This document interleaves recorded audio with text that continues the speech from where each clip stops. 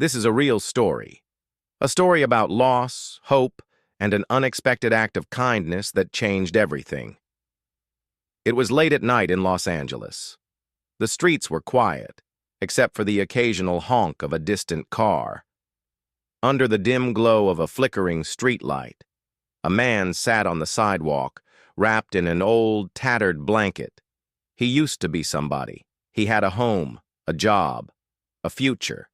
Now, all he had was a cardboard sign that read, "Will work for food." Footsteps echoed down the street. A man in a dark hoodie and jeans walked past, then stopped. People didn't stop. Not for him. But this time, "Hey, man, what's your name?" Slowly, he raised his head. The voice was calm, familiar, even.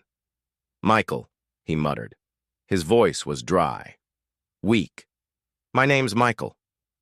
The man crouched down to eye level. His face was partly hidden under the streetlight's shadow, but his sharp blue eyes were unmistakable. "What happened?" Michael hesitated. He wasn't used to people asking. He wasn't used to people caring. He exhaled, shaking his head.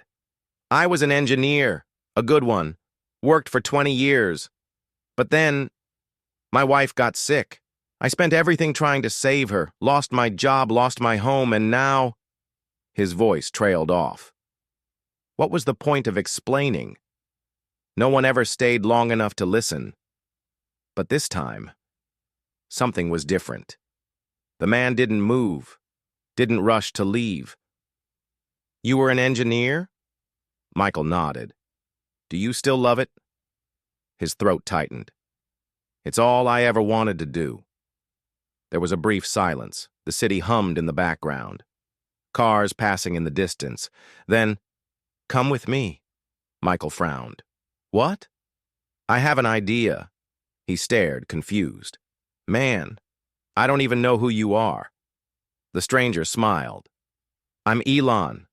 His breath hitched. He blinked, stared at the man's face again, like seeing him for the first time. Elon Musk. Michael opened his mouth to speak, but nothing came out. A black Tesla pulled up to the curb. The door swung open. "Let's go." Michael hesitated. Then, slowly, he stood up. His legs were weak from weeks, months, of sleeping on the cold pavement. He took one last look at his cardboard sign, then stepped into the car. The ride was silent. He kept glancing at Elon, still trying to process what was happening. The car pulled up to a towering glass building. SpaceX headquarters. Everything inside felt surreal. Bright lights, futuristic screens, employees walking around in sleek jumpsuits. Then, they stopped. A man in a dark suit stood waiting.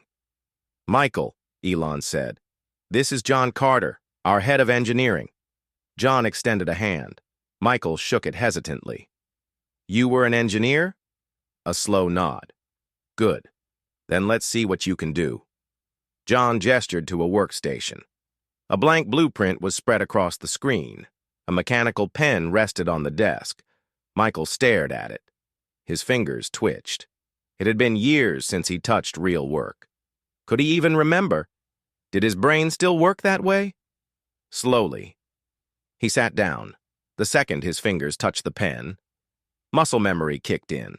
He knew this. This was home. He started sketching. At first, hesitantly.